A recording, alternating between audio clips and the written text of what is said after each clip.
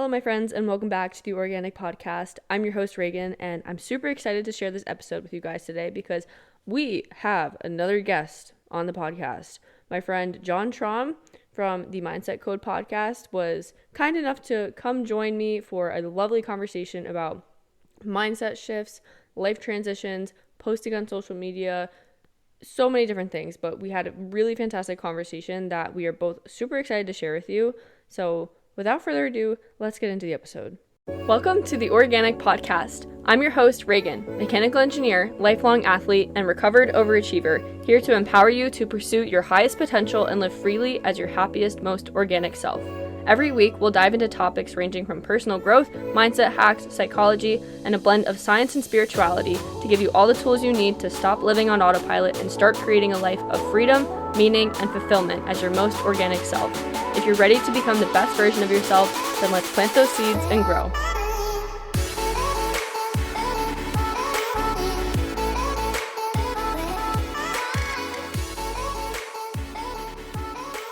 What's up, you guys? Welcome back to the Oreaganic podcast. I'm your host, Reagan, and today is a very special episode because we are doing a collab with John Traum from the Mindset Code podcast. So we're impromptu calling this the Organic Code? What'd you say, John? Organic mindset. The Organic Mindset. I don't know how I forgot that. The Organic Mindset podcast. So, John, welcome to the show. I'm happy to have you here. Great to be here.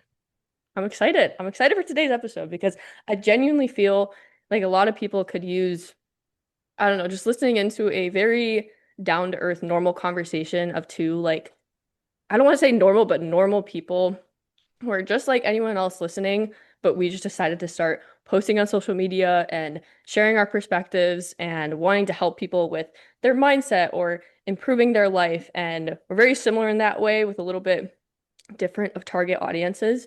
But I am curious how you got started with wanting to post on social media. Absolutely. Honestly, it's a lot of influence from people who already do it. Same thing with like my background and whether it's fitness or music, it's you kind of like have that little kid in you that like sees someone like on a stage or in this case like a microphone on a podcast and you're like, "Ooh, that's so cool." And after like having that come in your brain so many times you're like, "Oh, well maybe I could do that." And I think just the influence of just input so much is what kind of got me there. Yeah, I completely agree because I mean, I feel like people don't think about starting a podcast or posting on socials without some level of inspiration. And I also don't Mhm. feel like if you are meant to be posting, if you are meant to be sharing something, if your voice is meant to be heard by others, it's not random for you to feel called to want to do the things that other people are doing when they are sharing their voice with a podcast, with social media, even if it's something that a lot of people would feel a little bit nervous to start because like what are people going to think of me? What's my family Mhm. going to think? What are my friends going to think? Like I don't want to be seen as an influencer. I don't want people to think all of these things about me, but there's importance behind wanting to share a message with people, and I feel like we both are kind of going through that same experience. Oh yeah. And I can definitely relate to like that little bit of desire because like most people probably don't like public speaking or recording themselves or even looking themselves in the mirror or their front camera too long. So I feel like if I'm having the thought that I like even kind of maybe one day want to do this, like I should probably like delve into this. And then when you start doing it, obviously it's a little awkward at first, but then you're like, "Oh, like I'm doing the thing now. Like this is cool." So I absolutely love it. Yeah, I had again similar experience where it's I am so glad that I started when I did. I started posting on YouTube first. Actually, that's a lie.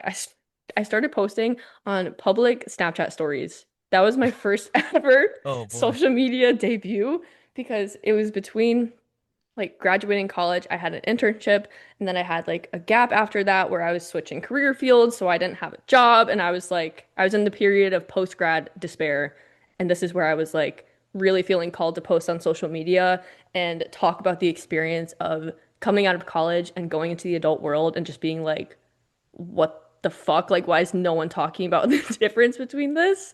Yeah. So started with Snapchat, posting like fucking bacon, egg, and cheeses while I was just home, like looking for jobs, and became YouTube, and then it became Instagram, and then it became the podcast. So like, but if I didn't start when I did, similar to probably what you would say. Like you wouldn't Mhm. be where you're at if you didn't start back then, obviously. So, yeah. Oh yeah. I think a lot of it was like seeing a lot of the quote unquote influencer stuff, even just posts. Not even necessarily people talking, but I was just so amused when people would like, back in the era of like taking a picture of what you're eating, or like, let's say in the fitness space, they're like, all right, about to go to the gym. This is what I'm drinking today, or like about to do this, just documenting your life. Like what Instagram used to be, where it was like it was just photos for the longest time. So I think like I got into posting pictures and things, and then it became documenting me doing something, and then it became like, oh, I can actually have value and actually like talk to the camera. So it's kind of like I think the tiers kind of helped me a bit. Yeah, there's definitely levels of comfort to going from Yeah. like the pictures to fully just stream of consciousness straight on the public gram, like 100% full sending. It's a lot. Like it's a really Oh big yeah. transition. Just all that data about you is just out. It's incredibly vulnerable. I mean, that's the biggest thing with kind of sharing your voice. And like I have a background in music, so I understand being on a stage, but that's kind of like a specific time. Like you go to a concert, you're going to see someone perform and do their song. But when it's like your free will, just willy-nilly saying, "Hey, we're talking about this today," or "Hey, like, here's this part of me or that part of me." It's like you're kind of like whoever follows you, whoever sees it, they just get that information. They may not have asked for me to talk about this, but they just see, oh, I guess that's just who John Traum is. All right, like cool. So I think that's what it is like it's just bold. It's just being vulnerable, and it's you're just out there. Yeah, you're really just full sending and it's like I don't really care if no one asks to see this. I don't care if no one asks to hear Yeah. this. I'm sharing it whether you like it or not because having that kind of mindset is what allows you to reach the people who you are meant to reach. Like I don't think that it's a coincidence for your videos or my videos to be showing up on the pages of who it does, even if it's 200, 300 people sometimes, and like one person sees it and really is impacted by it, but they never tell you about it. Like you don't know. There's so much of the unknown that comes from putting yourself out there. And that's why the vulnerability piece, like it really is tough. It really is hard because people can be thinking anything and you have no idea and you kind of just have to like free fall, full send it and just embrace the process even though it feels really uncomfortable sometimes. Oh, absolutely. And I think that's why we both were admirers, I guess, of podcasters and people who are online, is because in order to be effective with it, you kind of have to put yourself in that place of the listener. And almost everything I post, I'm thinking about like, what is something I've either learned or struggle with, or like, what would be kind of like some big brother advice like I need to hear. And that is always like the inspiration for me posting any sort of mindset or any sort of podcast idea, with, the different topics is like, okay, what would I want to like see pop up on my page? And so obviously people subconsciously will see it. Like they're not thinking, oh, I'm looking for this today. Obviously they're just scrolling and they find it, and the algorithm knows how to send all that out. But you might be having a rough day, then all of a sudden you see something and it's like this inspiring quote or whatnot, and you're like, oh wow, like that's really cool. And then it kind of perks up some creativity.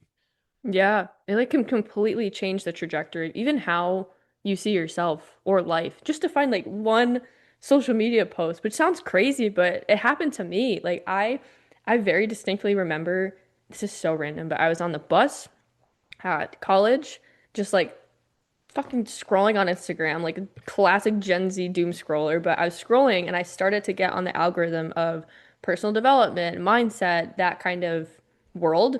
And I found a post where I don't even remember the guy, I didn't follow him, but the caption that he had was ways that you were kind of like betraying yourself or things like that. And all the bullet points were calling me out so hard. And I was like, whoa, whoa, whoa. Like I remember reading it and looking up, like literally just being like, oh shit. So that's an example of a post where that guy has no idea that the post had an impact on me or made me kind of see myself differently or be able to reflect on it. But it had an impact that then shifted both my life and mindset and also the algorithm of my feed because I kept interacting with these posts. And then Yeah. that leads into finding more people who help you get where you want to be faster, or like mindset work or their podcast. And it's just this whole flow and effect that comes from just the first step of putting yourself out there. I think it's the boldness and the confidence of the creator knowing that people are actually more similar than we make ourselves out to be.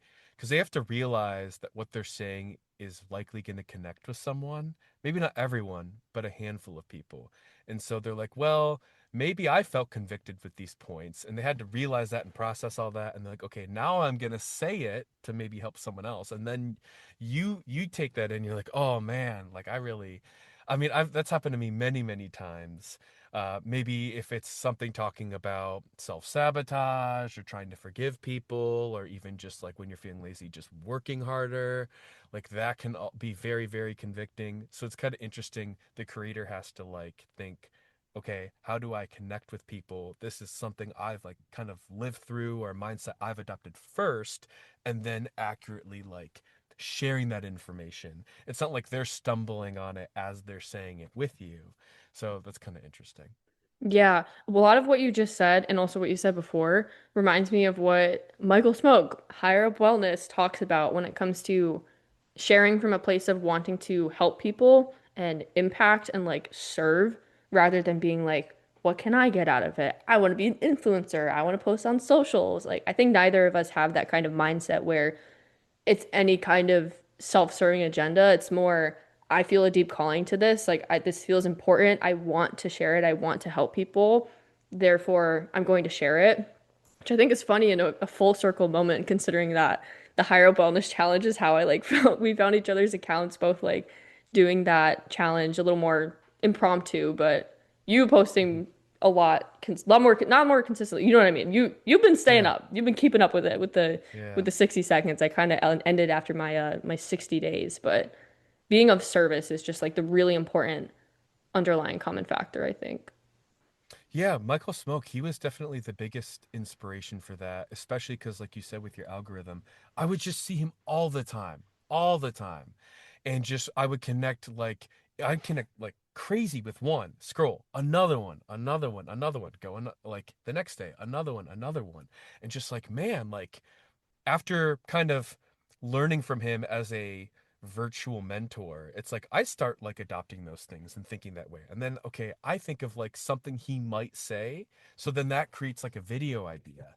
And I remember with the speaking challenge, it's like, I want to get better at speaking. Like I'm a little rough around the edges with like some of these videos. Like that's kind of cool. I'm always up for a challenge. Like, just like with weightlifting, it's like, okay, 10, 20, 30, 40 pounds, like awesome. So I was like, all right, let's do this. And then for a while, I was like, the type of person who wants to get better at public speaking, like that is the type of person I would connect with. So it's cool. You had a hashtag like higher up wellness challenge. So when you click on the hashtag, you see all these other people, and some people already have big accounts. Some people already well spoken. Maybe they just want to refine it. Some people they've never opened their front face camera in their entire life, and you can tell no hate against them whatsoever. Like I respect it, but I remember like seeing one of your videos. I think it was what the first day you started, and I always like, Ah. I like looking at the day ones just because you can see where people are at. But I remember seeing, I think like your first video was like, oh, this is so cool. This person like, hey, former college athlete, someone who just genuinely wants to get better, commit to something. Most people fall off challenges. A big thing is like that 75 hard, if you've ever heard of that. Oh my God, I've heard of 75 hard. That is like that's next level kind of commitment. That's quite literally hard. Yeah, so it's kind of cool to like to do stuff like that, and it's always good. I believe in healthy competition. Not that you're competing against people, but just like a challenge. Like it's, you know, Yeah. competitive-esque, I You have a guess. reference point. You have an ability to Hmm. be able to see like, wow, I've really progressed and I'm someone who's like feeling like a natural at this. Definitely didn't feel that way in the beginning. And the day one videos are definitely the most interesting to look back to. Hmm. My day one video, I was like, it was so interesting because I had talked on socials for a while before. I can yap. I have no problem talking, but if anyone listening to this has never tried to record yourself talking, like literally just front face camera record yourself talking for 60 seconds, I challenge you to try it. Like not even posting it anywhere, but just try it. I don't know if you agree, John, but the experience that I had literally just trying to keep looking at the camera and just speak for 60 seconds and not be like and freeze. It was, Yep. oh my God, so humbling. So humbling, but it's so powerful. Doing it without any sort of pause or edit, it's kind of like, I mean, you're basically performing in one take. Like you there's no mess ups. So again, like I keep referring back to my music background. Like if I'm playing guitar, like there's no little mistakes, no little buzzes or bumps, or like if you're singing, like everything is like a perfect pitch, the cadence and everything is like that's so hard to do. But I noticed like from watching the higher up wellness like videos, he'll say like the reason why you have all these filler words is like you need to pause and to think, and like your brain will literally run faster, or your mouth will run faster than your brain and it can't keep up, and you're like, Yeah. oh, that's why that's happening. And so like it's so different. Like anyone can talk for hours and hours, or a lot of people can talk. It's the fact that you can speak concisely for 60 seconds uninterrupted. And I think that's like the whole like getting in front of the class, giving your answer type energy, or like when you're in school and you do like the where everyone's reading from the same book and you read a paragraph, you get called on, you're like blah, blah. Don't give me It's trauma right now. Do not give me PTSD. Literally, anyone who's an anxious overthinker, especially those times in school where they were like, we're gonna do popcorn reading. I was like, I'd uh rather jump off a bridge right now. I probably shouldn't say that, but you know what I mean? Like, it's just really, really rough. But, yep. yeah, the pausing when you're speaking, that is something that I have only recently tried to focus on more, and I've noticed how much of a difference it makes to how confident I feel when I speak, especially as someone who, like you mentioned, talking fast thing. Oh my God, I can talk at the speed of light and not even think about it because my brain is just very go, go, go. So Mhm. yeah, shout out to Michael Smoke, Higher Michael Up Smoke. Wellness. If you're listening, major shout out to you. Like two of your students over here. Yes. Is there anything in particular that you took from Michael Smoke as like a mindset shift or just a mindset shift that you came to of your own accord? Like any kind of like major points that you really had to go through learning to make the biggest impact and kind of start your mindset shift journey? Some of the big things he talks about, as well as you mentioned the hormozes. Um, so the biggest thing is consistency. And coming from a background of the military and fitness and all that stuff, there's like a lot of this like grind culture, which I'm all for working hard. But the thing is like doing something super repetitive, challenging over long periods of time and basically delayed gratification.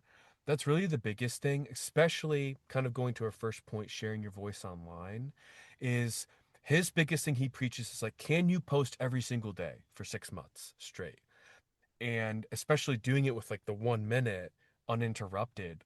And like that's where I really was like, do I love this or is this just like a fleeting thing? And when I realized that my brain is so creative and can think so deeply and have these like big hitters every single day after day after day, that's like, okay, I feel like this like kind of calling little interest is becoming a bigger thing. Because I would start to see friends from high school, they'd message me and like, dude, like I really like enjoy seeing like your videos every day. Like it really does a lot for me, like more than you know. And like completely came out of left field. Like their response, like I had no idea they were looking at it every day. It's like, wow, like of course, like absolutely.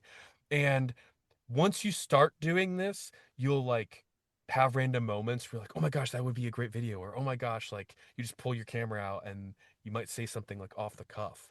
That has been a huge thing for me. And I've really applied it to other areas of my life where you have to get used to doing the, not that it's always boring, but you have to get used to doing monotonous over and over and over. Nothing's going to happen overnight. And it just like, things just take time, just like if you ever like kind of fall off, or you know maybe you used to do social media and you don't anymore, you get out of shape, that didn't take overnight. So like getting in shape, even like with your communication, like that does take time. but the progress is fun and people will see you speak differently too, like the challenge. So that's been probably the biggest thing. Um, a couple other things as far as the mindset shift, and I think Michael talks about is identity, identity and confidence. A lot of the progression, like with doing social media or even just pursuing something like social media, is you have to be confident in who you are and not worried about what people think about you. So I think it's you need to care less about what people think about you, but care more about people, if that makes sense. Yeah. So like we talked about like the why we do this. We're not trying to be an influencer or whatever. We're trying to just give brotherly, sisterly advice, mentor advice, teacher advice to just help people, like for me, mindset code, crack the code of life, or for you to help people, with dealing with post grad and all that stuff, is that you're there helping people and from your place of heart. So if you know who you are and you're not worried about what people think of you, is this cringe? Does he even have the credibility to like give this advice or whatnot? Because you know that, hey, I'm just a person who's been down this road. I'm just telling you how to get down the road. Here's that advice. That's what really helped me. And just giving myself full credit for every bit and every niche and realizing that my voice does matter and I can give good advice and I've seen it happen, and not too worried about am I the most credible or am I like these high end, podcasters or whoever that like even if I'm one or two steps ahead, if I'm year 2 of college, I can still help a freshman. Like and that's that's all I'm really doing is I'm a few steps ahead and I'm helping you, and that's still work that's still valuable. I don't have to be a millionaire, Alex Hormozy, make all this money. I'm like, well, I'm so great, and this is how you get there. It's like, no, I'm like a couple steps ahead. I'm just a dude who's talking to his camera all the time. Like, this is my advice for you. So I would say those two were my biggest mindset shifts: identity, and then just being able to help people and kind of know that about myself, the confidence part. Yeah. Everything you said, I truly resonate with it so deeply because the entire point of the impact is to just share for someone who's just a few steps behind you. And that's advice that I've heard from business mentors, from other people online.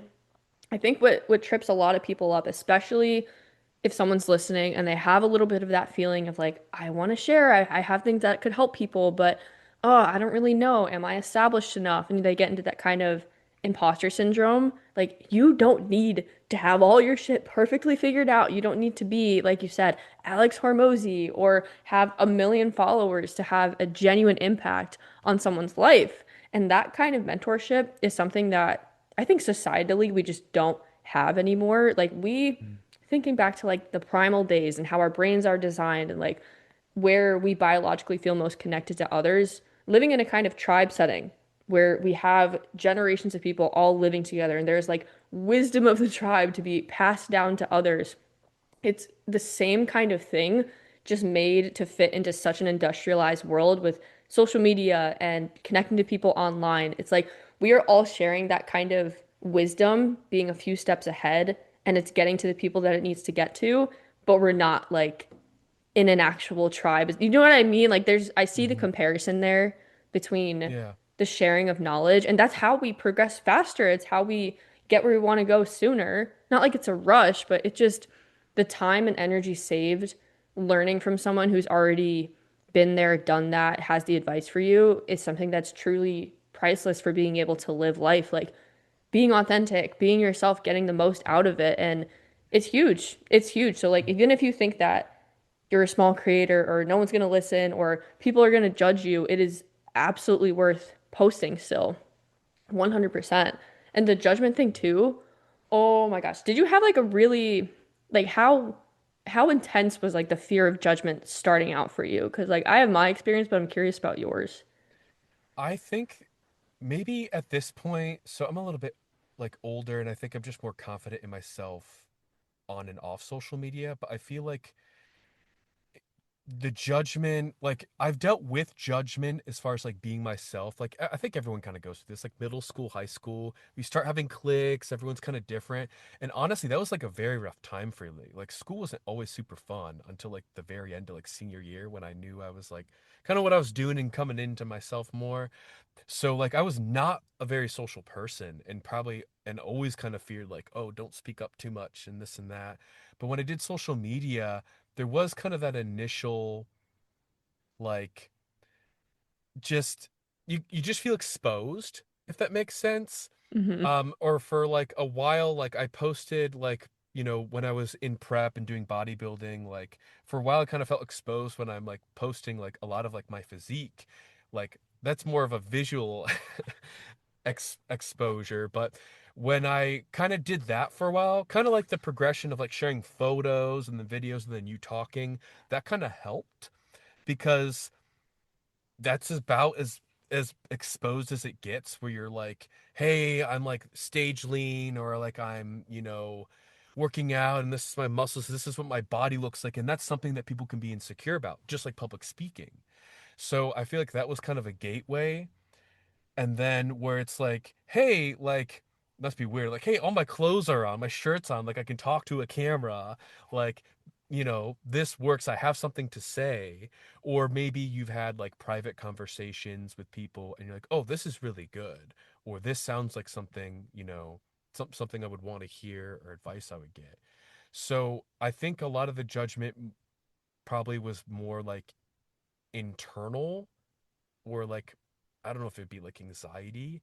um, Luckily, I haven't had too many people like say anything negative.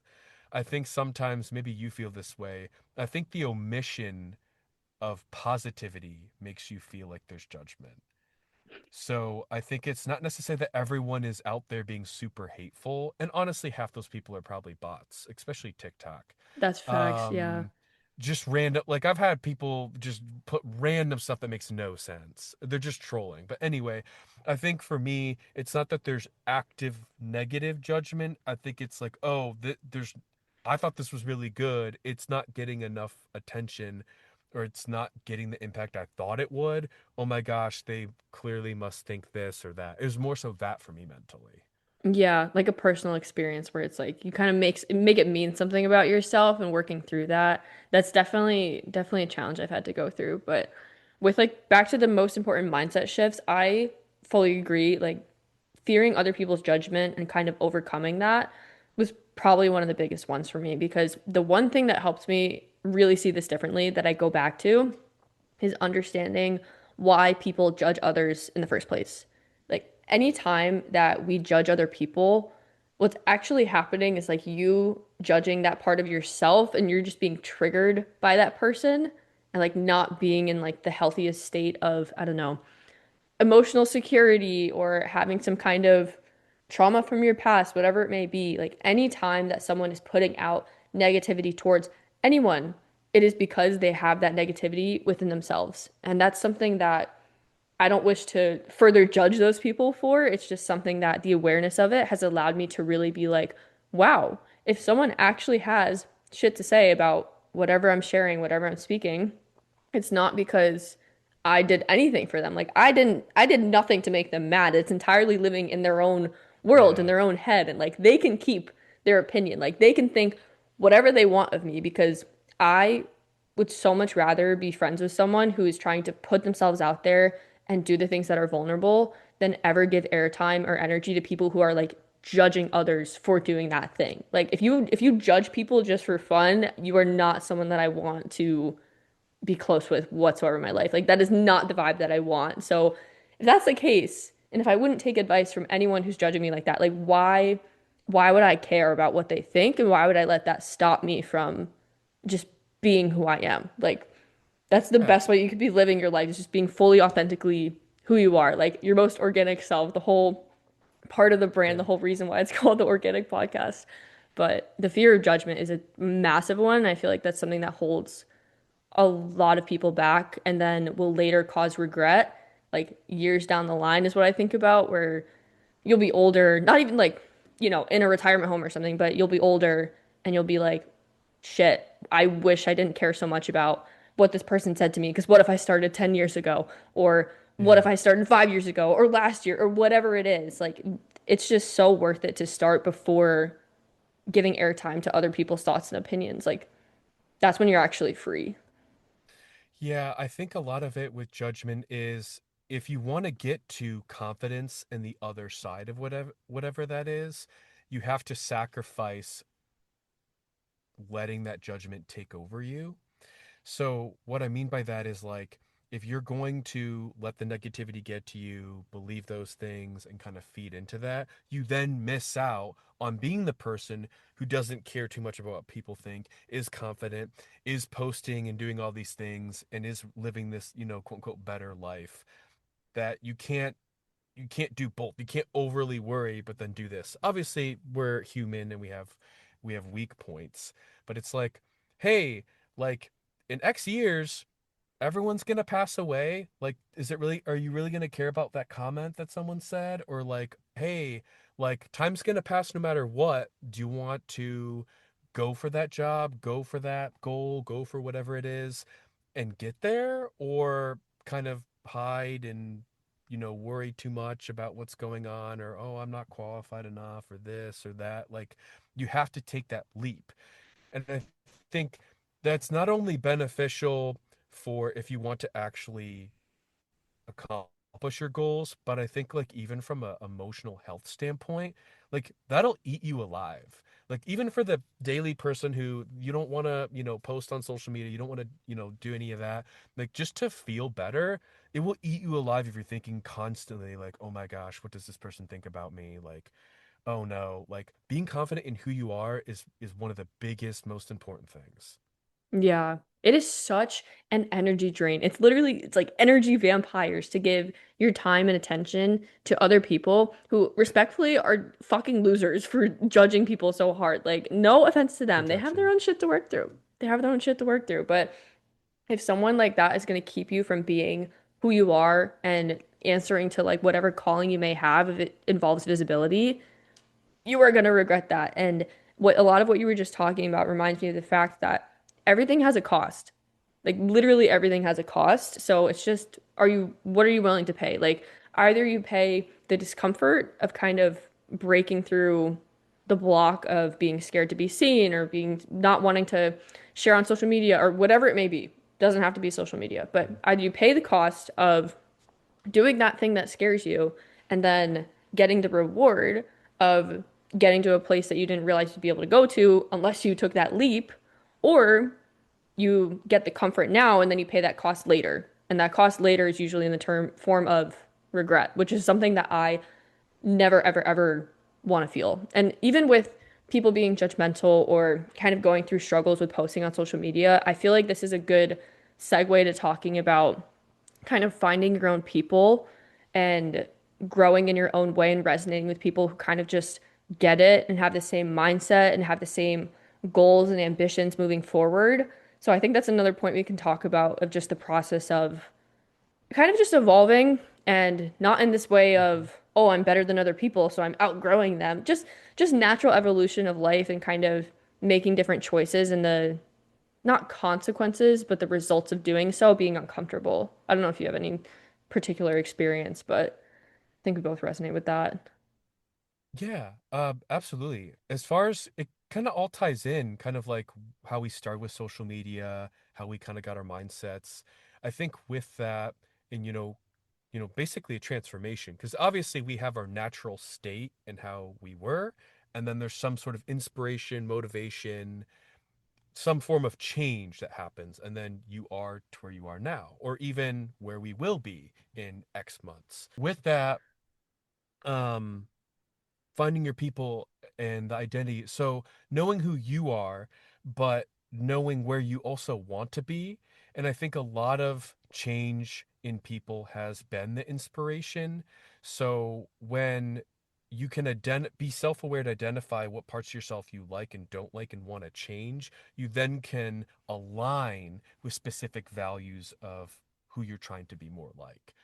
Obviously you need to be honest where you're at, but I think a lot of my change has been I've been inspired by people who are on that other side, who are in a specific place. And I think that has helped because then when you see those people, you're like, oh, I want to be closer with people like that. Or I mentioned even how we met. I was like, okay, someone who wants to better their public speaking and the type of person who wants to be, someone who listens to podcasts, read books, does this, is very self-aware. That's like, not only my audience, but people who I want in like real life. And that is what really helps. And if you are looking at things that are things that you want to connect with and what aligns, well, there's also a shedding of what doesn't align. And that, I think, people, I mean, I struggled with it for a while. It's like, hey, in order to hold on to the next monkey bar, you have to let go of the previous one. And so I think it's when you were talking about your mindsets, it made me think of this quote where we always prefer a familiar hell over an unfamiliar heaven. And so for me, with fitness and habits, for me to lose over 60 plus pounds in the past like 6 months, I had to let go of the identity that I'm someone who goes out all the time, who drinks a certain amount, who doesn't watch what they eat, who doesn't get movement in during the day. Like I had to get rid of that. It's not just I want to be this super awesome, you know, bodybuilder, whatever. It's like, okay, in order to, again, the whole like sacrifice or risk or trade is you have to let go of the negative things because obviously there's only so much time in a day and both aren't going to be true if it's your identity. You either care about your health or you don't. So like you kind of have to pick one. Obviously there's moderation and I don't need to get into that, but um Yeah. if you're believing certain lies about yourself, even with like the judgment, you can't believe the truth because you're gonna believe one or the other. Yeah, I'm smiling so much because I'm like, this is so good. This is so good. Such a good conversation because a lot of people, me included, like you will go through periods of changing. You want to shift. You feel inspired. You want this fresh energy. You want to change your mindset. You want to be a new person. And then it goes back to your identity because shifting anything that's like outside of your identity is kind of like pushing.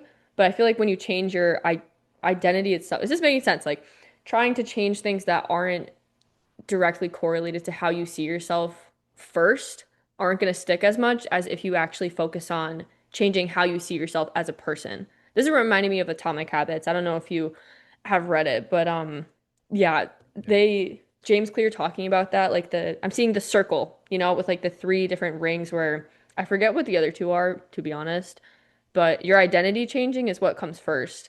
And it's really, really, really uncomfortable to go through those periods of shedding where it's like, okay, Mm. this is great. This is incredible. I'm gonna get to a better place. I'm gonna be living more aligned, being myself, like putting myself out there, more abundance, whatever it is. That's the great image. And then the part that no one really wants to go through or focus on is the fact that you need to let go of a lot of shit that's holding you back. And that's usually where the grand majority of the work is. It's not adding a bunch of new things or making super massive changes in like every single area of your life necessarily. It's more letting go of the things that are not serving you, even if it feels like absolute shit to do so.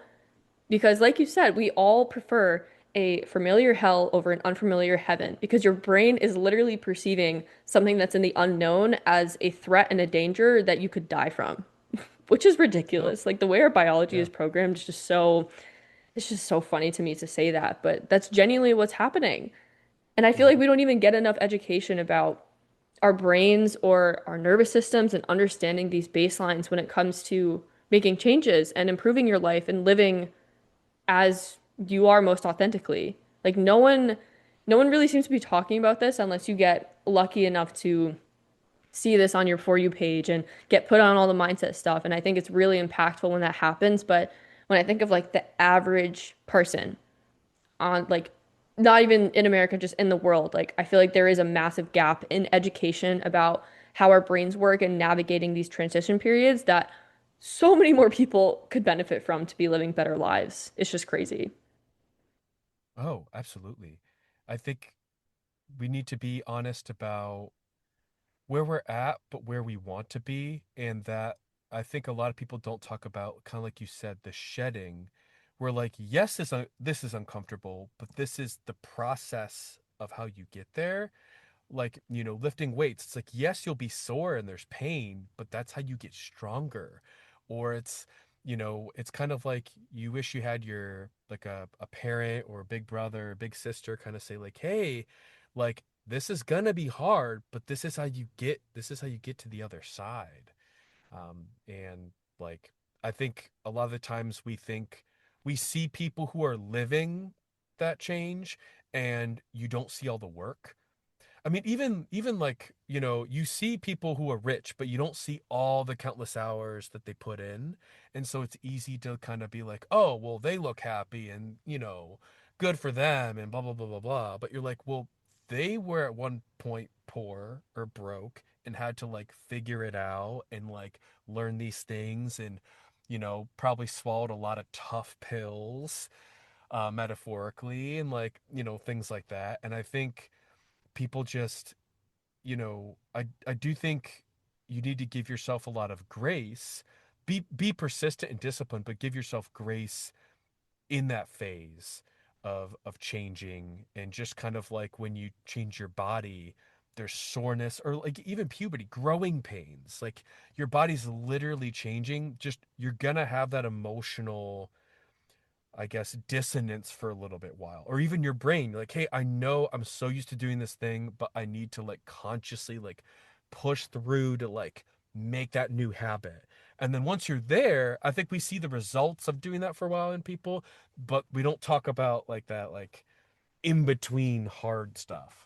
Yeah, the in-between periods where all the stuff goes down. That's where all the shit actually Yeah. happens. But I think that's why we're seeing on social media a little bit more people. I know Gary Vee talks about this, like documenting the journey, Right. just sharing where you're at. And I think people Mhm. love seeing that because I think people are tired of seeing just like, hey, here's my perfect life. Here's everything being like pristine and whatever. And I think more people are being vulnerable about sharing the fact that like it's not all sunshine and rainbows to get to a place of, I don't know, more success or happiness. It takes genuine work. And I think that's where mentors can be really helpful because, like you mentioned, that kind of like big brother, big sister energy to just be like, hey, this is really gonna suck, but this is kind of what we need to go through to get to this place.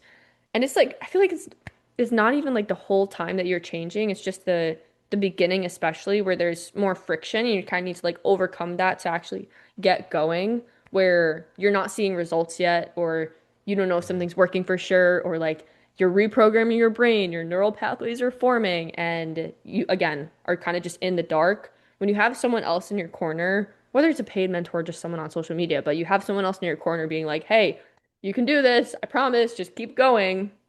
That helps you kind of get through that first hump, and then once you see results, it's like the positive feedback loop that actually helps people improve their lives more. Absolutely. Yeah, that's where I think it gets really discouraging for people. They don't see the payoff so quickly.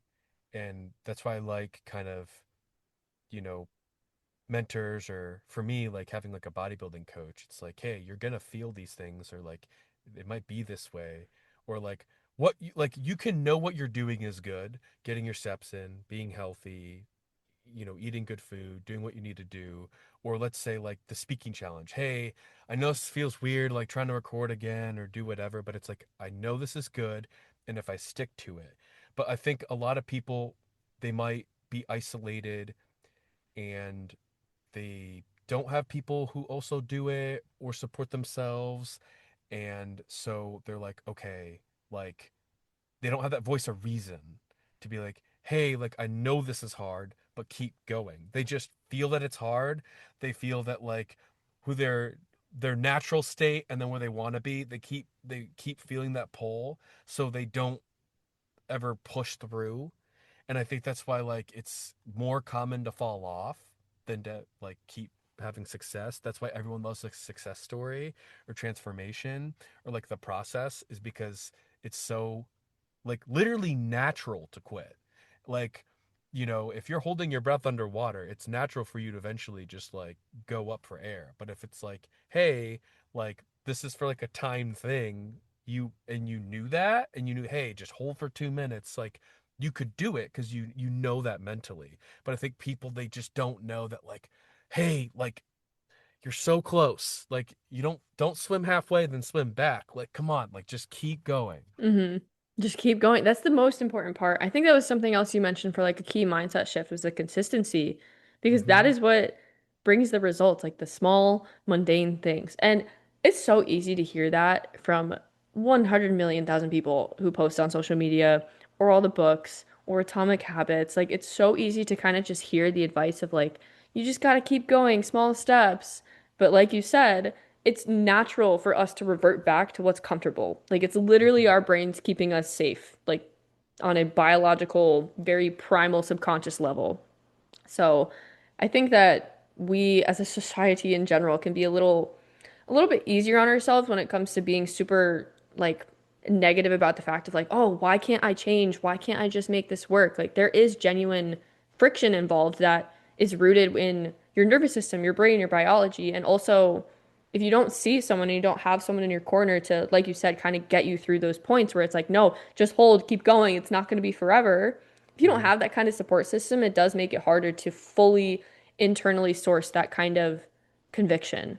But I also think that, I mean, you and I have talked before about being like overachievers, a little bit of perfectionists, and we both have backgrounds in like kind of more like I have an athletic background, like you were in the Marines. I feel like there's overlapping traits here where it's like, why can't you just figure this out? Like just work harder, just be better, and then it starts like a shame spiral almost where it's like if you don't have that awareness of the consistency and what it takes and the positivity, I guess, to get you through it, it makes it hard. And then you just get mad at yourself. And then it's just like, it's Yeah, just a spiral.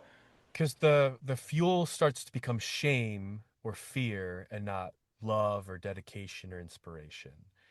From my experience in the military, a lot of it is kind of that, like, you know, I guess tough love. I don't know. It's obviously the Marine Corps. It's very disciplined and kind of like cut and dry, cutthroat, very cutthroat, and like no matter what, like you do this, and like very rough.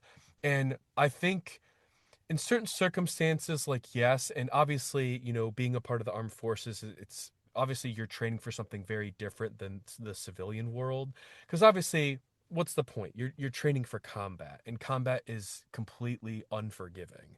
So obviously, your training kind of has to be unforgiving if you're going to be dealing with something unforgiving like war. So, but with that, when you're kind of, stateside and kind of realizing things in your personal life, especially after being out for 10, 13 years at this point, it's like, okay, I can't have that like unforgiving mindset the entire time. Like, if you aren't getting better every day, you're getting worse and blah, blah, blah, blah, blah. And like, China's awake right now getting better and you better blah, blah, blah, blah, blah. Like that's where I think kind of the grind and hustle can be toxic. But then on the flip side, obviously you need to give yourself grace and things like that. And kind of, I know we'll get into this.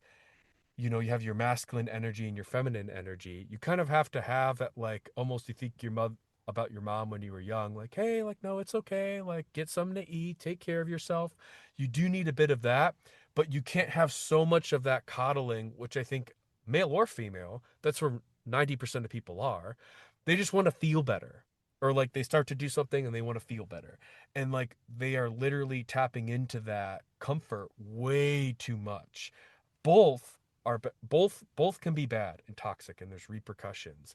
But if you can be relentless in your discipline and what you need to do, but then have the self-awareness that you are human, you are going through these growing pains, and you need to do what's best to move forward, not just running forward as fast as you possibly can, that's where you find longevity, because you can't run on 110% all the time, but you also can't sit on your couch and be on 0% all the time. So that's where I have found success in my life, is finding that balance. I mean, there's a reason why we generally, as a society, work 5 days and have 2 days of rest. We can't just be like, well, I need to grind 7 days a week because I'll get better. Well, you might for a week or two, but you'll eventually burn out. And then burning out, you might feel you need a week off. Well, then you're setting yourself back. So Hmm. And that's obviously where, like I said, the mindset of consistency works, but like actually implementing consistency doesn't necessarily mean I'm doing all these crazy things every single day. It's, am I pouring am I putting a couple pennies into this bank today? Okay, my health, okay, my mindset, my well-being, my friends, my relationship. You might only have a couple cents to put in each day, but it's not just like, well, I just want to be as healthy as possible, so I'm just going to like work out for 8 hours today and just run myself into the ground. Like, no, no, no, no. Like I used to do that in the military, like feel like I was very all or nothing. And maybe you felt this way through like college athletics. We're like, well, if we're not number one, like we lost. And again, that's great for competitive nature, but it's like if you don't recover from games and recover from training, you can't go and play. You can't go again. Like that's just not going to work.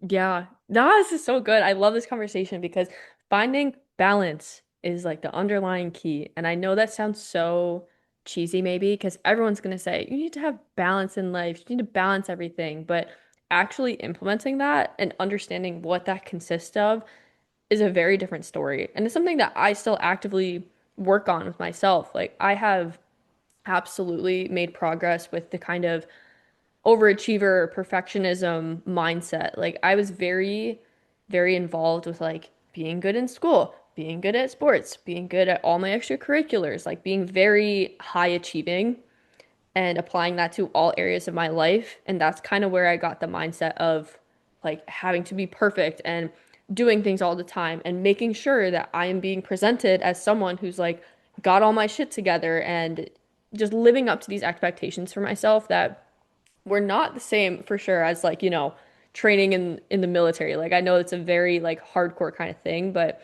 it felt like that is literally where I based my identity off of was just being good at things and keeping it together and making sure everything was like picture perfect. And I only really started to realize how much of an impact that had on me probably senior year of college. And I only played club soccer at UConn, but it was still competitive and it was still, I carried the same kind of mindset through that where I was like, okay, take this seriously, do this well, play well in games. Like if I had a bad game, I would literally be like so disgusted with myself. And that's where you bring up the point of like fueling from shame versus fueling from a place of like love and a genuine desire to get better at something are two very different things. And the fuel of shame and fear is not going to hit the same as the fuel of like love and devotion and that kind of desire to stay committed from a place of like positivity and knowing that it's good for you and you want to take care of yourself and you want to have these positive impacts. That's where I see the biggest difference between the past version of myself, where I was pushing from that place where it was like very outside of me and living up to the expectations that I put on myself, but based off of what I wanted others to think of me, versus now living way more from like intrinsically myself, my own motivation, and being compassionate towards yourself, finding balance between like knowing your limits and knowing when you can push yourself and when you have to do something that's just hard and sucks, and also knowing when to rest. Because, like you said, if you push yourself, like all of the kind of masculine energy, because there is this divide and it's in everyone, but you put a lot of energy into something that is all doing go, go, go, like full output, and you leave no energy for like rest and settling and just like reflecting, you're going to burn out. And then there's no balance between the two, and you just flip flop, and it's a really turbulent experience. So it's like the golden zone of the Goldilocks zone of finding the balance between like the masculine energy and the doing and the feminine energy and the kind of receiving, resting, reflecting. And not one's not better than the other, they're just different. And I feel like we have Mhm. like very, very like diluted perspectives of even just the words masculine and feminine in like the modern day. I don't know. I feel like people hear that and they're like, oh my God, just think of the stereotypes in their Yeah. head. But it's important. It really is. Yeah, I think kind of like what you were saying is where your fuel is coming from. I think it's kind of knowing that you are fueling from your identity versus fueling from judgment. So I know we talked about like identity within like the mindset shifts we've had, and then obviously like, how have we handled judgment? Because when you believe it within yourself and you're like, hey, like I'm going out, like regardless of the game's results, like I know I work hard, I know I love this sport no matter what, I know I love this, the results don't matter. And that's where I think you win. But if you're like, oh, I'm a winner, well, every time you don't win, you're going to feel disappointed.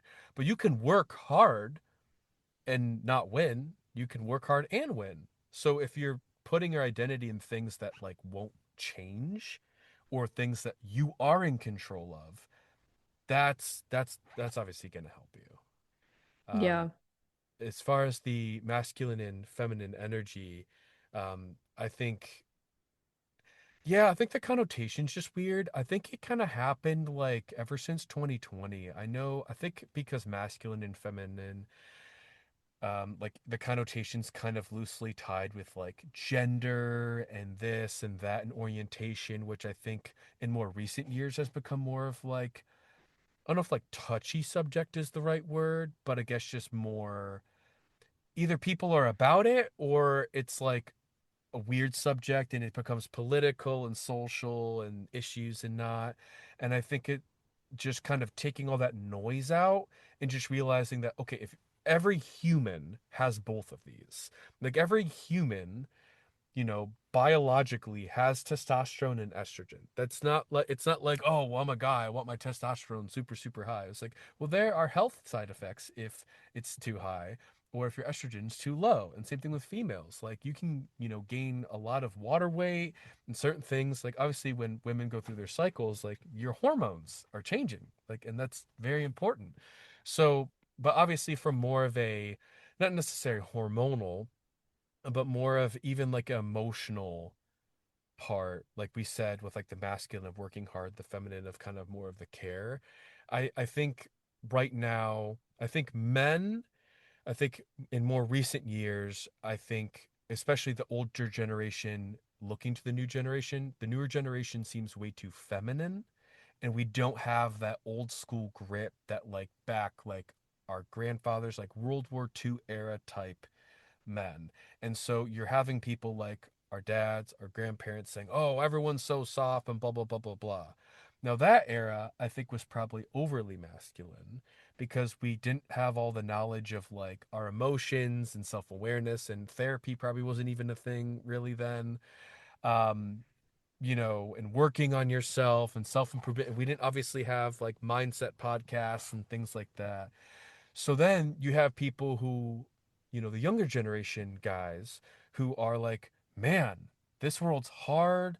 There's all this pulling me this way and that way. And, social media wasn't a thing for the other generation. And so they're just saying, suck it up, shove your emotions down. Now we learn that like being in tune with your emotions is healthy. And so they're like, well, I feel these emotions, but they don't know that sometimes you need to set those aside or just how to properly take care of them. So, what I mean by that, like execution, it's like you can feel hunger, you can feel tiredness, but there's a point in what I learned through military training that you have to set that aside and put your best foot forward for the mission. But through my experience of, you know, doing inner work and therapy, I'm like, okay, well, when you're not in the middle of quote unquote battle, you need to take care of yourself and you need to, well, why are you feeling that way? And you need to fill your cup back up. Like, take care of your body, take care of your mind, take care of your emotions, get outside, touch grass, like all that stuff. So I think that is the balance. And I think there's the reason why we have some division is the generations where we have super masculine generation in men, super feminine um, generation of men currently. And then I believe the next step is because we've had such feminine men, it's creating very masculine women, which I think we need more masculinity in women nowadays. And I think women used to be super duper feminine. Now it's flipped. So super masculine men in the war era, super feminine women were like they couldn't even vote or own a credit card, and then it flipped to where women are now CEOs and you know boss babes, and then men are doing their thing and what have you, and it's throwing everything off. And then because we live in a multi-generational world, the old generation is hitting on the new generation, and there's kind of dissonance where I feel like if we realize it's okay to have both versus demonizing, like, oh, well, guys need to be super masculine and women need to be super feminine, like, that's, we've already done that.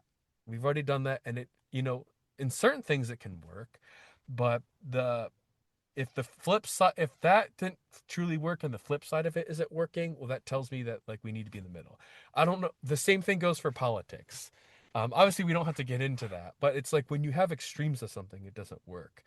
So through my discovery, I feel like I'm the healthiest and the best self, where I realize, yes, I'm a man. I probably will lean more masculine in a lot of areas, things like fitness, work, my mindset.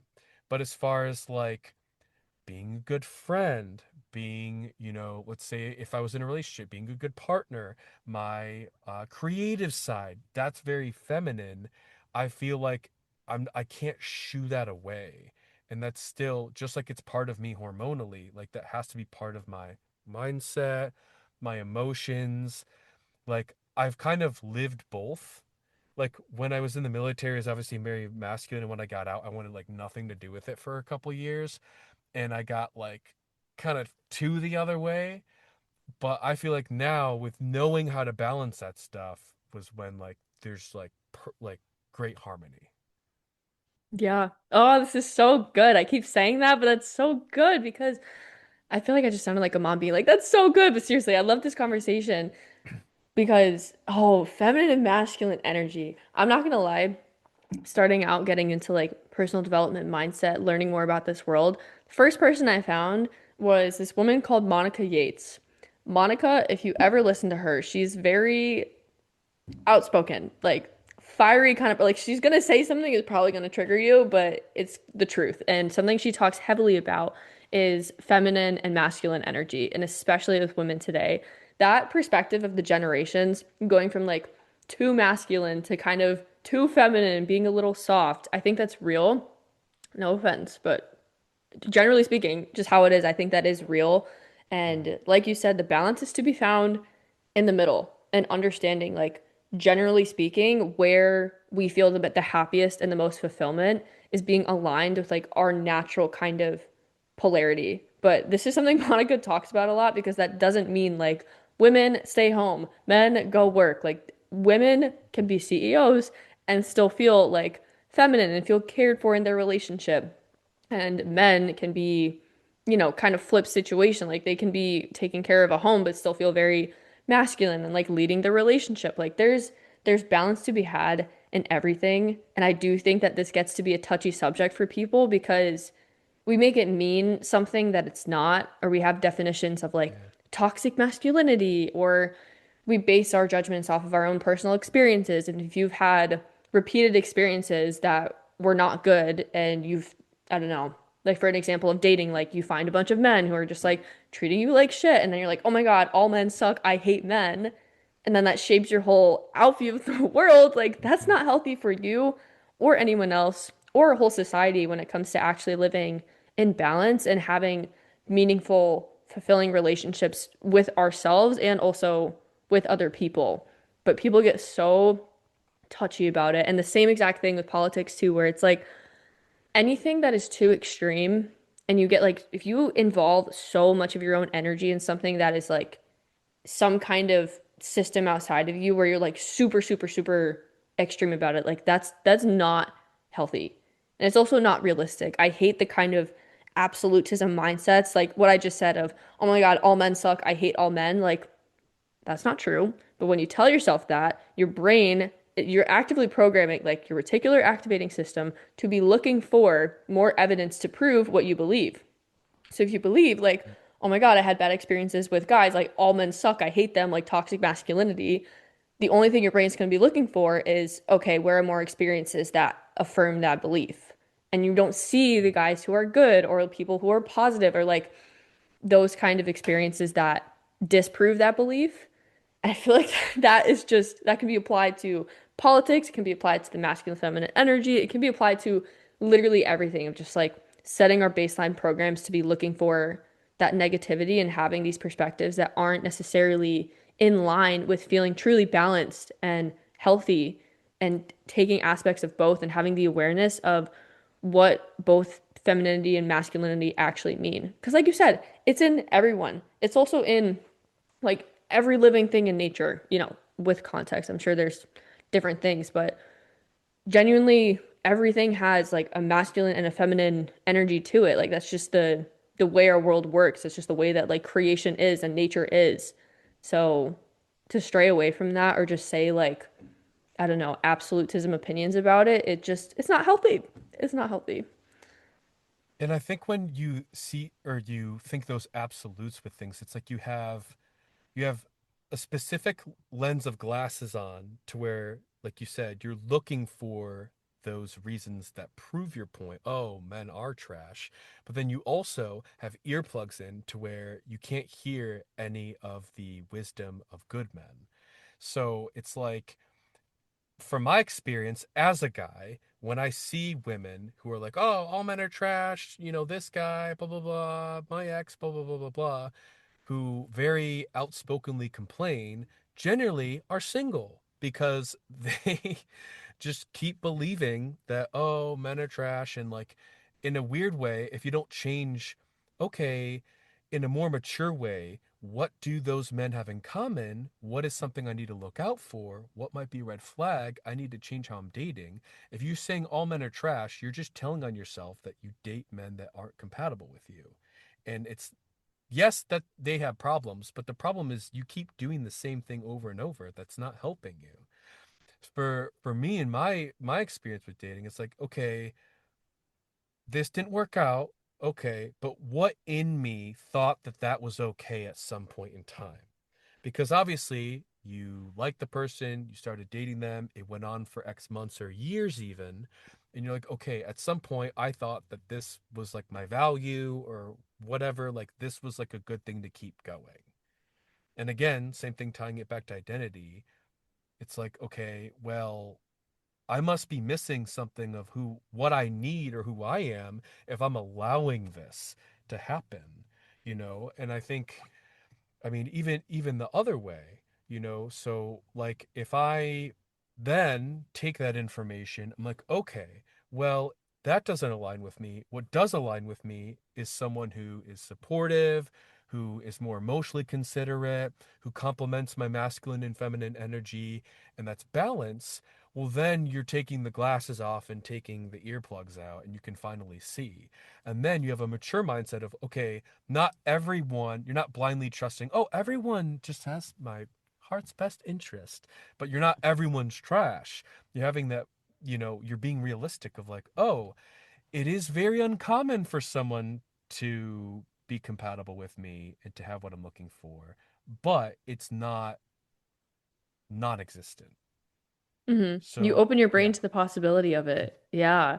Oh yes. my gosh. It literally people are just programming their own kind of reality when they say that kind of thing where it's like all men are trash or all women are like this. Like Yeah. that kind of thinking doesn't serve you, doesn't serve anyone. And this is where, like, me bringing up Monica and saying that she triggers people because she talks very openly about this. Like, no one wants to hear, like, hey, you're part of the problem here. Like, the fact Yep. that you are the one who is accepting this behavior, you are the one who is, like, not being clear about what you want or, like, as in what you're willing to tolerate. And you're allowing this to happen. Like, you are part of the equation here. Is not a Yeah. comfortable thing to feel. Like, that's not a fun thing You to let it go hear. on. Like, you talk about, oh, that this relationship, or even if you talked about it in a non-romantic way, like even jobs, wow, this job sucks. And if you do that year after year after year, it's like, okay, well then why did you apply? Why did you stay? Why didn't you quit? Like, if it's so bad and you deserve better, then go get better. Like, Hmm. or if like you hate the way, like, let's say you want to get in shape, you hate the way you look. Okay, well then what are you doing about your diet? What are you doing about getting exercise? Like, if you really hate it that much, like, stop. I actually heard this yesterday. Stop. If you're going to say you want something but you're not going to take action, relieve yourself of having the desire. If you keep telling yourself that like, oh man, I really want to get shape. I really want a better job. I really want to have a, whether you're in or out of a relationship, I really want a healthy relationship. It's like, okay, if you want that, well, then that takes certain things. But if you're going to keep saying you want it, but then complain, then like, okay, like, then just, you can't, you clearly don't want it. Then just deal with whatever you get. Deal with the job, deal with the crappy partner, deal with the overweight body. Like, you know? Yeah, it's the hardest shit to hear, and it loops back with the comfort zone thing because this is where it's like, okay, if you hate your life, if you fucking hate your job, you hate whatever aspect of this, or you just know it's not something's not working out, you got the key. Like, you're the one Yeah. who can let yourself out of this prison that you were holding yourself in. But it requires you to take that leap of faith and to do something that feels uncomfortable. And this is like the weird period that people get stuck in where it's like they're not pushing for it yet, but they're uncomfortable. And it's just like they're in this liminal period, but they never let themselves squeeze out of it. And then they just live their entire life being like, oh my God, I hate my job. I hate this field. I want to move. But then they think about moving, and then their brain and their comfort zone is like, wait, but what happens if we do that? We might die. I don't know what's going to happen. It feels unfamiliar. Yeah. Even if it's something that's unhealthy, even if you're used to like Yeah. things that, I don't know, spending time doing things that don't serve you or things that don't keep you in a state that you want to be in. Like, even if these things do not serve you, your brain will still keep you there out of the sake of like wanting to keep you comfortable and safe. So, like, even when you think about, I want to get better, I want a different job, like, oh, wouldn't that be nice if I could find someone who's actually compatible or whatever? You kind of have to be the first one to move. But Yeah. it's so, this is why it makes people so uncomfortable because it's like, no one likes hearing the fact that you are the only one who's responsible for your conditions, but in the same vein, like I did not like hearing that the first time that I really realized it. I was like, "Oh, I do not like hearing about the fact that I am being, I don't know, a people pleaser because like I'm allowing it to happen or I have no boundaries." Yeah. Like I distinctly remember listening to a Monica podcast where she talked about people pleasing and having this feeling in my stomach where I was like, I don't want to hear this right now. Like, I just Like, straight up I this is don't want to rough. Yeah. listen. Yeah, but in the same line of thinking, like it's freeing to know that you are the only one who's responsible for your conditions because that means you have complete control over changing your life. But it just Yeah. actually takes like going that extra step to be like, okay, I don't like this condition, so I'm gonna change it because similar to what you're talking about, I've seen the quote of like if you're not changing it, then you're choosing it, which is true, but it's rough to hear. Yeah. Ooh, yeah. Yeah. Or I've heard kind of similar. You should inspect what you expect, especially like if you're in a leadership position. If you're expecting certain things to happen, you need to inspect them and check up on them. Or it's like keeping tabs on things. Like if it's not managed, then it's gonna go undisciplined. Real quick before I forget, to kind of tie into the whole feminine energy and how that's healthy too. I know our responses were very masculine of like, oh, well, you're part of the problem too. Okay, so someone who's hearing that and they're having that like harshness feeling right now, I will give you a comfort words of advice, and that is that it's gonna feel really hard to do that, but it is worth it. So like let's say like losing weight, like when you're in that initial process, like, okay, I don't like where I'm at, I need to finally take those steps. You felt bad for a while. Okay, how do I actually like calm down to then move forward? Realize that like your brain has created pathways and habits, but just like the job change, the weight loss, getting out of a relationship if you need to move on, your brain and your central nervous system is literally going to freak out. You literally go through a withdrawal of the habits, the security, the whether they were good habits or bad habits, healthy, unhealthy, you literally go through withdrawal. If you think about if you're addicted to like sugar and then you stop, or caffeine and you stop and you get headaches, or even alcohol, you deal with withdrawal.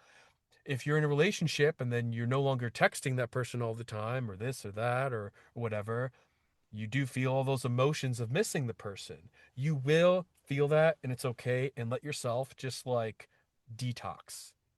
Just let yourself. I recently went through an actual detox, a gut detox to improve my health, and I couldn't eat a ton of things, and like it was difficult. But when I got done with it and then I reintroduced certain foods, it's like, oh my gosh, like everything's moving well, like it's great. But realize you will be literally detoxifying from your old way of self. And don't let the discomfort of detox take you away from getting healthy, whether that's the job, the relationship, your health, what have you. That's a great way to put it, detoxing from your old life, because it really is. Like your Mm-hmm. brain will want to when you quit sugar, guess what your brain wants? Sugar. Your brain Yep. does not give a shit what is best for you when it comes to like living a happy life or getting to a better place. On a very biological level, the only thing your brain cares about is, am I safe? Is this something that I'm familiar with? Mm-hmm. So that's where we can give a little more compassion. Yeah, this is why it's such an Yes. interesting balance to have and why discernment is so important as someone who might be listening to this being like, "Oh, like maybe I feel a little called out." Like it's natural to resist change. It's natural to be operating from systems that you didn't necessarily choose when it comes to like your mindset, your beliefs, your habits, speaking to how we're all raised differently. We all go through different experiences that program different parts of our brain, and a lot of it is subconscious, and we don't realize it and we don't know about it until someone talks about it, brings it to light, and then you realize like, oh shit, there are actually things that I want to change or areas I want to work on. And a lot of the way that this shows up is through being triggered by something.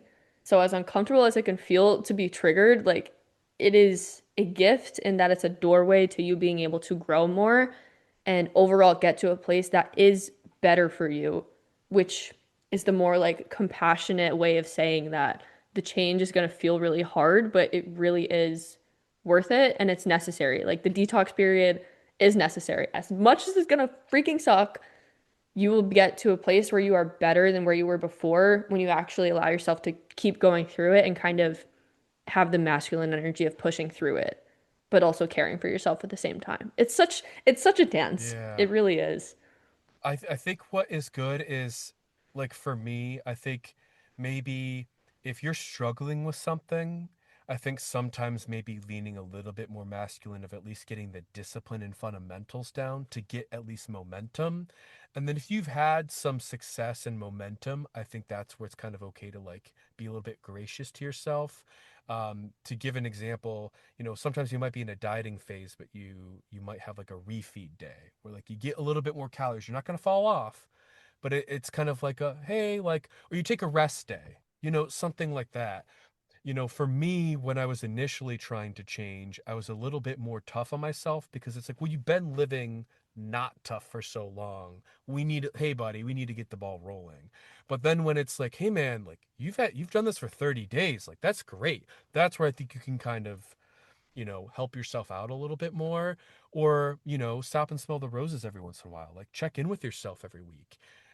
That's why I love posting progress photos of stuff because it's like it's really hard meal to meal or day to day or workout to workout. But when you can kind of like sit back and be like, you know what, I actually am changing and things are going well. Or if I feel a little bit more down one day, because it'll come and it'll happen and be like, kind of sit back a little bit and then kind of like, even if it's mentally, just kind of giving yourself kindness and grace. And like I said, even like look at old photos of yourself, or like it's like what, like acknowledge, wow, I really handled that situation so much better than I would have. Like holy cow, like I've grown up a lot. Like I like that is nothing is too small to celebrate. Those things are so good. I like even if it's like you had something fundamentally where you messed up when you were young and you're learning, even if it's like basic things of emotional regulation, even me, I'm learning about emotional regulation in my 30s now. I'm 31, and there's some things I unfortunately missed out when I was a kid, when I was in middle school. But it's like, you know what? I'm not overreacting in that. I'm not, emotionally eating anymore. I'm not like seeking out all this dopamine and in this or whatnot, and just like giving yourself like a pat on the back, like, yeah, awesome. Now, sometimes I can't do that all the time. Sometimes it's like, hey, man, no, we're not doing this today. Like, no, we need to do the right thing. We can't have a rest day every day. But, that's what's I really like is, the days I do find a lot of lessons learned when it is hard and I'm pushing myself. Like you said, it is a blessing to be triggered because that's where you realize you're weak and it humbles yourself. And the pursuit of working hard is awesome, but obviously it's also great to at some point once you've put that work in first to then be like, "Oh wow, like I've really made change." But again, you don't get the ladder without the first. Hmm. You got to take the first step. But that is a really great point to reflect on how so many of us, like, we do not give ourselves enough credit for the change that we have made. And even if it's just going through life, like trying to have better habits, things that feel small or big, like you said, nothing is too small to celebrate. And I think that's something that can help be a motivating factor for people that can come more intrinsically because you're able to actually have like evidence in front of you like wait, I actually have improved a lot or I have changed. And another quote I've seen is like, if you ever feel down about yourself or you feel like you're not getting where you're supposed to be, quote unquote, fast enough, like, would you trade places with the version of you 1 year ago? Like, would you do that?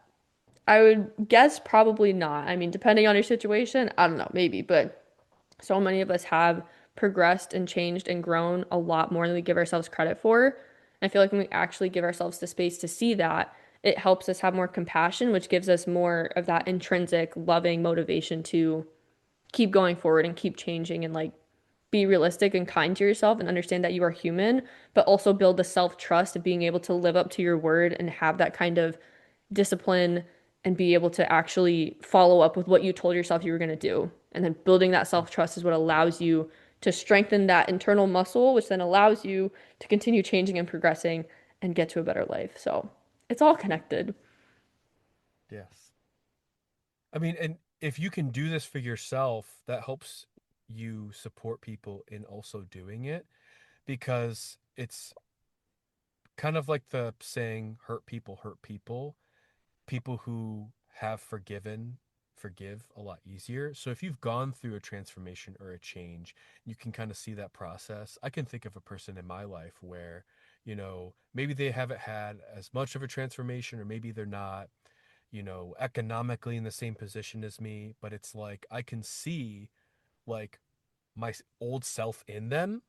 And obviously at the start of this, like the whole point of this is to help people.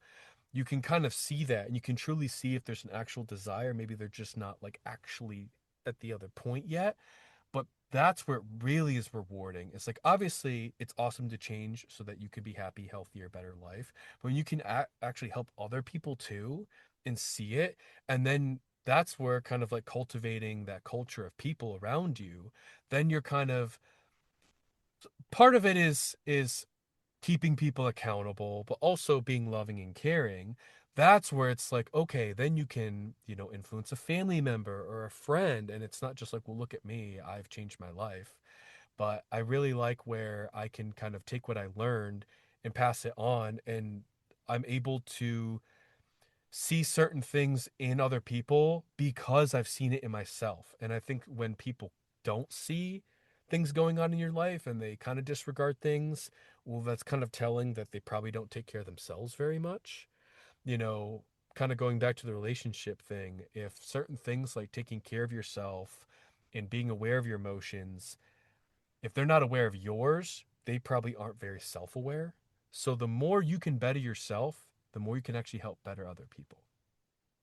It's like the positive flow-on effect. And when you see someone actually, like me seeing other people on socials posting and kind of how we post on social media, just from a place of genuinely wanting to share and impact people, it creates like the positive feedback loop and then more people spreading the message and then creates more positivity for them. And it just like giant flow-on effect to make the world a better place, which sounds cheesy, but it's true. Like it's genuinely how we impact people and like share the mission and everyone's better off for it.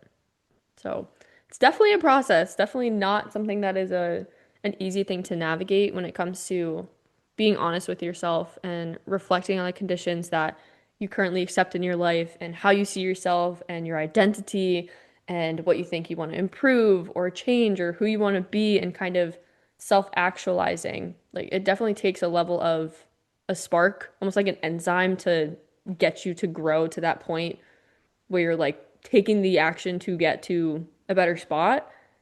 But Mm. once you go through this whole process, like your life really is better off for it no matter what. Yeah, I like that you said that it's kind of like a trigger. It's for me, it was kind of hitting rock bottom after a major breakup, and that usually and kind of like stereotypically like happens, especially with guys, like they get in shape and stuff like after a breakup, whatever. But you don't have to let yourself hit rock bottom. You can take even those micro moments of feeling triggered and use those as opportunity of like, okay, looking inward, not over doubting yourself of like, oh, what did I do wrong? But just like, hey, okay, this is who I am. Am I being who I want to be or who I need to be? Does this align? Okay, yes or no? Do I have a opportunity of growth here? Or is this person kind of just saying hogwash and I can disregard that? But putting yourself under that microscope and be like, all right, what type of person am I being? That's what you got to do. Yeah, it's like being neutral and compassionate, but also super honest and kind of using a reflection on yourself as data, all from a place of like Mm.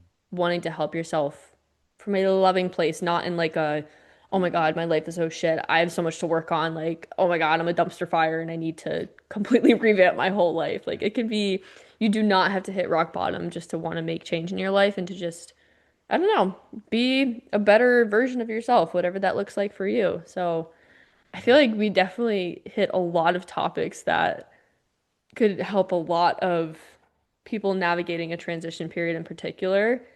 And I hope this is helpful for people to see again, like I I'm just a normal person who just decided to start posting on social media. Like you don't have to be an influencer or hormozy to have an impact on people and to go through this experience. Like it's universal to all humans. And I feel like when you see people talking on social media, it's easy to forget that. But we're all the same, guys. We're all the same. We're all just going through this life doing our best. So, yeah.